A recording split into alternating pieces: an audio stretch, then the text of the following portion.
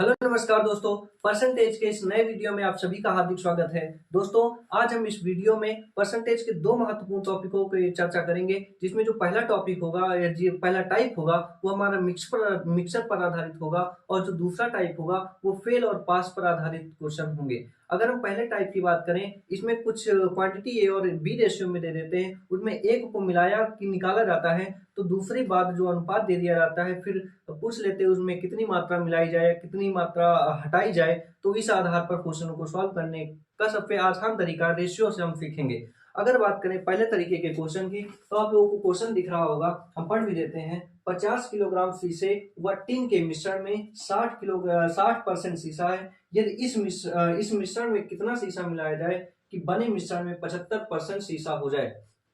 अगर क्वेश्चन की बात करें तो इसमें जो मिश्रण दिया है, मिश्रण वो मिश्रण में दो चीजें हैं। जो मिश्रण है उसमें दो चीजें हैं, पहला है शीशा और दूसरा है टीन। शीशा और टीन को बात कर रहे हैं कि 60% शीशा है। अगर हम परसेंटेज को रेशियो से सॉल्व करें ना, तो इस 60% की फ्रैक्शन होती है या भिन्न होती है। 60% घटाते बटे में 100 लगा देते हैं। 0 से 0, 2 से 3 कटेगा, 2 से 5, इधर 3/5। इसका मतलब अगर पूरा मिश्रण 5 है, उसमें 3 शीशा है। अगर बात करें पहले शीशे की मात्रा की, तो शीशा अगर 3 है, पूरा मिश्रण 5 है, तो 3 बचेगा इसमें से 2 बार। अगर हम बात करें 60% की फ्रैक्शन होती है 3/5। अगर पूरा मिश्रण 5 है, उसमें से 3 शीशा है, क्योंकि शीशे की बात हो रही है, 3 शीशा है, तो 5 में से 3 निकल गया, तो 3 बचेगा, वो 2 बचेगा। अब क्वेश्चन में कहा जा रहा है इस मिश्रण में कितना शीशा मिला दिया जाए कि बने मिश्रण में 60% शीशा हो जाए, सॉरी 75% शीशा हो जाए। 75% का मतलब होता है 3/4। 3/4, इसका मतलब पूरा मिश्रण कितना होना चाहिए, 4, और 4 में होना चाहिए 3 शीशा। अगर 3 शीशा है तो 3 कितना बचा, 1 बच जाएगा। अगर क्वेश्चन को ध्यान से पढ़ रहे होंगे, क्वेश्चन में लिखा है कितना शीशा मिला दिया जाए, इसका मतलब मिलाया गया है शीशा, टीन में कोई परिवर्तन नहीं किया गया। इसका मतलब रेशियो भी टीन का नहीं बदलना चाहिए। यहाँ पे पहले टीन था 2, तो अभी भी 2 ही होना चाहिए, क्योंकि टीन में कोई परिवर्तन नहीं किया गया, केवल शीशे में परिवर्तन किया गया है।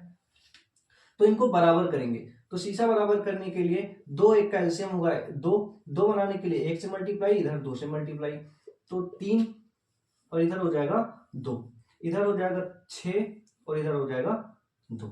इसका मतलब पहले 3 अगर 2 थी तो अभी 2 है। क्वेश्चन में भी कहा गया है केवल शीशा ही मिलाया जा रहा है, तो शीशा पहले अगर 3 था तो अब हो गया है 6। तो कितना शीशा मिलाया गया, तो मिलाया है हमारा शीशा 3। अब क्वेश्चन को रिलेट करेंगे, दिया क्या है। क्वेश्चन में दिया है पहले मिश्रण में 50 किलोग्राम, 50 किलोग्राम पहले मिश्रण था। तो पहले मिश्रण कितना था, 3 शीशा था और 2 टीन था। तो पहले जो मिश्रण था वो 5 किलोग्राम था, वो 5 की वैल्यू दिए हैं 50। 5 बराबर अगर 50 दिए हैं तो 1 बराबर 5, 1 बराबर 10। क्वेश्चन में पूछा गया है कितना शीशा मिलाया जाए, तो कितना शीशा मिलाया गया है 3, तो 3 की वैल्यू पूछा है, 3 से मल्टीप्लाई कर देंगे तो आंसर हो जाएगा 30 किलोग्राम। 30 किलोग्राम इस क्वेश्चन का सही आंसर होगा, जो ऑप्शन नंबर सी दिख रहा होगा। तो option number C is the right answer. अगले टाइप के क्वेश्चन की बात करें, तो क्वेश्चन आप लोगों को दिख रहा होगा 50% अम्ली 9 लीटर द्रव में कितना पानी मिला दिया जाए कि अम्ली सांद्रता 30% हो जाए। अगर क्वेश्चन को ध्यान से पढ़ें तो पहले जो सांद्रता दी है वो 50% दी है। 50% सांद्रता वाला कोई विलयन है, वो विलयन की मात्रा दिया है 9 लीटर। इसको साइड में लिख लेंगे कि जो विलयन है हमारा वो 9 लीटर है, वो 50% अम्लीय सांद्रता, इसका मतलब है उस विलयन में 50% अम्ल है। अगर रेशियो से लगा रहे हैं तो 50% का जो रेशियो होता है 1/2 होता है। इसका मतलब पूरा अगर विलयन 2 लीटर का है, उसमें 1 लीटर हमारा अम्ल है। इसमें दो चीजें हैं, दोनों चीजों को लिख लेंगे, एक अम्ल है, दूसरा हमारा पानी है। टोटल 2 लीटर में 1 लीटर हमारा अम्ल है, तो जो पानी बचेगा हमारा 1 ही लीटर बचेगा। आगे क्वेश्चन में पूछा जा रहा है कितना पानी मिला दें कि जो अम्लीय सांद्रता 30% हो जाए। 30% का मतलब 30 बटे में 100, 0 0 कैंसिल, 3/10। इसका मतलब टोटल अगर विलयन 10 है, उसमें 3 हमारा अम्ल होना चाहिए। अगर अम्ल 3 है तो पानी कितना हो जाएगा, 7 हो जाएगा, 7 हो जाएगा। अभी पहले वाले क्वेश्चन में बताया अगर 2 रेशियो दिए हैं और एक चीज को बढ़ाया या निकाला जाए, एक चीज को शामिल किया जाए और दूसरे को निकाला जाए, तो जो चीज शामिल करी जा रही होगी या निकाली जा रही होगी, रेशियो केवल उसी का बदलता है। बाकी जिसमें कोई परिवर्तन नहीं किया गया उसका रेशियो भी नहीं परिवर्तित होगा।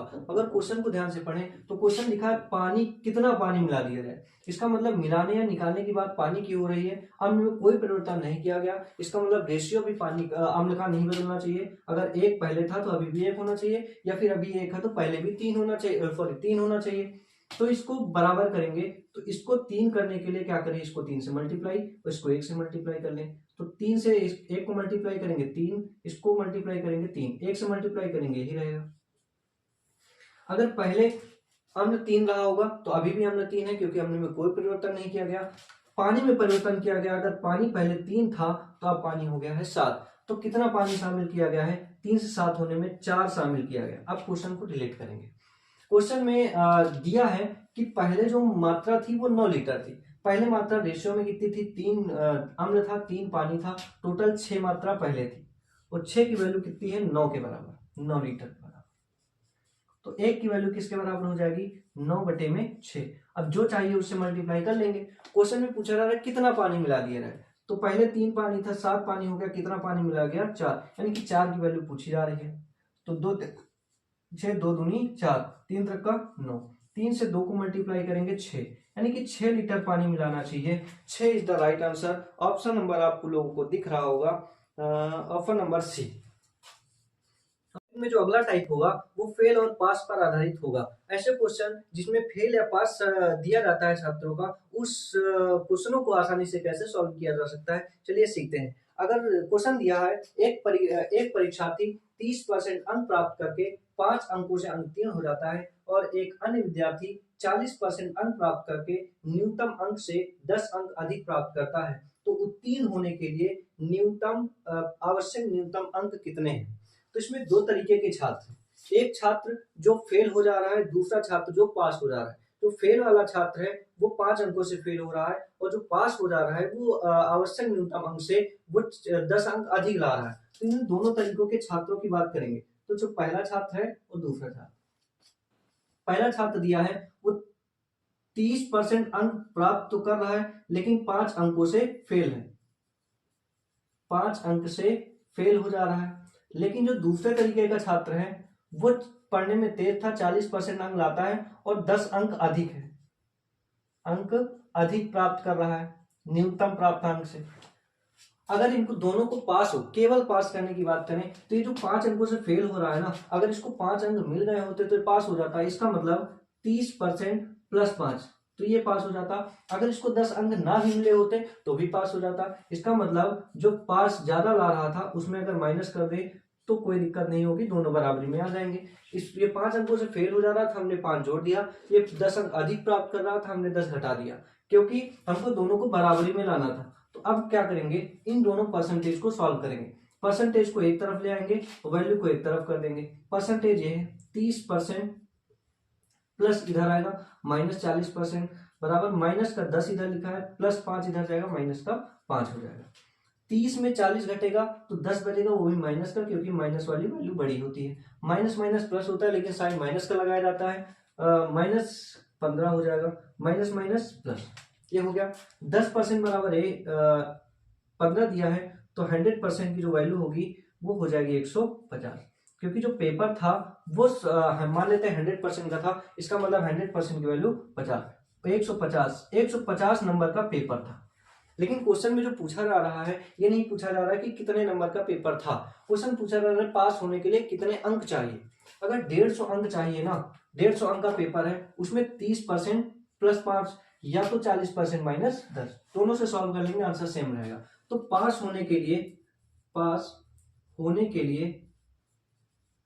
लिए न्यूनतम अंक की बात करें तो जितने नंबर का पेपर था उसका 30% प्लस 5 अंक ले आए।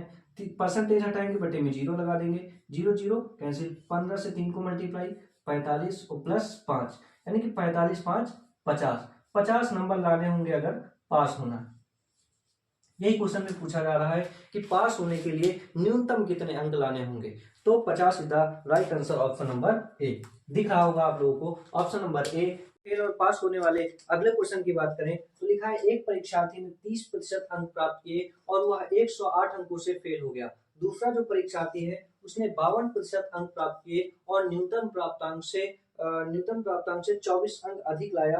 तो पास होने के लिए न्यूनतम कितने प्रतिशत अंक चाहिए। अगर बात करें तो दो तरीके के छात्र हैं। पहला जो छात्र है वो 30% अंक लाता है और 108 अंकों से फेल हो जा रहा है।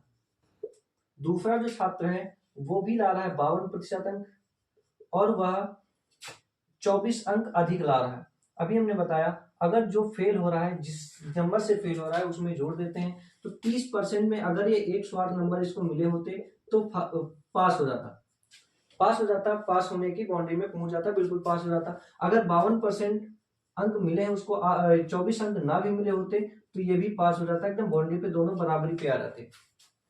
क्योंकि ये पास मार्किंग के 24 अंक अधिक है और ये पास मार्किंग से 108 अंक कम है। अगर इसको 108 अंक मिले होते और 24 अंक ना मिले होते तो दोनों की स्थिति बराबरी पे होती। तो परसेंटेज को एक तरफ कर लेते हैं, 30% माइनस 52% बराबर माइनस का 24, ये इधर जाएगा 108। अगर इसमें इसको घटाएंगे तो बचेगा 22%, माइनस का 22% बराबर माइनस का 132। माइनस माइनस प्लस अगर इसको काटेंगे तो 1% बराबर आ जाएगा, 6 बार कटेगा तो 100%। जो पेपर था ना वो 600 का था। अगर पेपर 600 का था, क्वेश्चन में पूछा गया कितने प्रतिशत अंक चाहिए पास होने के लिए, तो पहले हम पास होने के लिए अंक निकालें। पास होने के लिए अंक, पास मार्किंग निकालते हैं। अगर पास मार्किंग निकालें इसके लिए दो कंडीशन है हमारे पास, चाहे 30% प्लस 108 नंबर ले आए या फिर 52% प्लस 24 नंबर ले आए, दोनों कंडीशन में पास हो जाएंगे। तो ये निकालना आसान है। तो 600 का 30% प्लस 108 नंबर, 0 0 कैंसिल, 3 18, 180 प्लस 108। अगर इसको जोड़ेंगे तो 288 नंबर पास होने के लिए चाहिए। लेकिन पास होने के लिए कितने प्रतिशत अंक चाहिए, अगर प्रतिशत पूछा गया है तो 288 नंबर तो चाहिए। और टोटल नंबर जो हो रहे थे, कितने नंबर की परीक्षा थी, 600 की थी, और परसेंटेज के लिए गुणे में 100 लगा लेते हैं। 0 से 0 कैंसिल हो जाएगा, 6 चौको 24, 6 अठे 48, 48% इज द राइट आंसर। अगर ऑप्शन में देख रहे होंगे तो option number C, option number D आप लोगों को दिख रहा होगा, 48% इस क्वेश्चन का सही आंसर।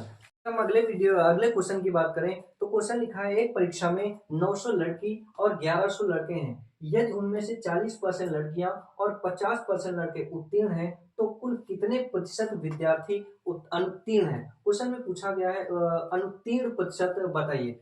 तो जो परीक्षा हो रही थी, एक परीक्षा में दो तरीके के बच्चे बैठते हैं, एक है लड़की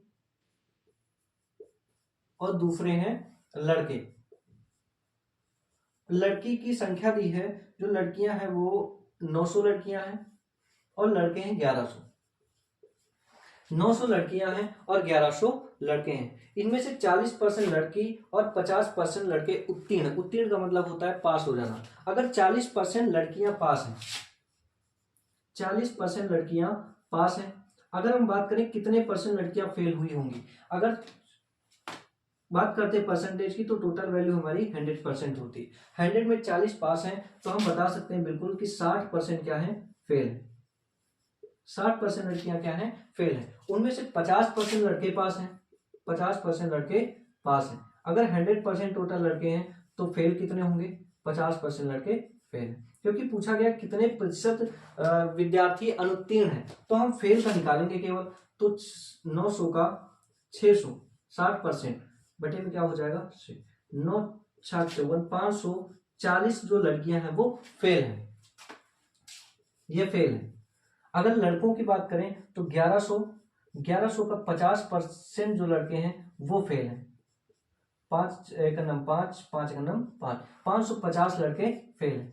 अगर टोटल फेल की बात करें, टोटल कितने प्रतिशत, कितने फेल हैं, तो 540 लड़कियां फेल हैं प्लस 550 लड़के फेल हैं, तो टोटल 0, 5 4 9, 5 5 10, 1090 जो विद्यार्थी वो फेल है। अगर बात करें फेल परसेंटेज की, तो फेल प्रतिशत कितने विद्यार्थी 1090 फेल है। और टोटल विद्यार्थी हैं कितने, अगर टोटल विद्यार्थी की बात करें तो 900 लड़कियां हैं, 1000 लड़के हैं, टोटल 2000 विद्यार्थी हैं।